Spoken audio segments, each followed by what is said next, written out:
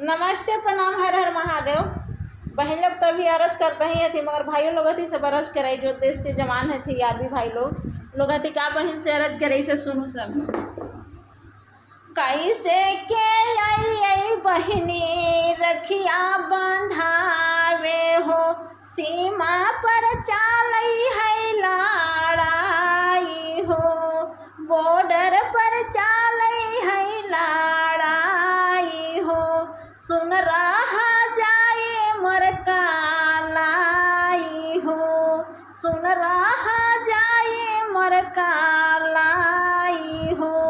अखिया से लोरवा पोछला बहिनी हमारा हो, देश के जवान बड़े भैया तोहारा हो, कैसे समझाई बहिनी कैसे बताई हो, बॉर्डर पर चालई है कड़ाई हो, सुन रहा जाए मोर कालाई हो, सुन रहा जाए मोर कालाई हो।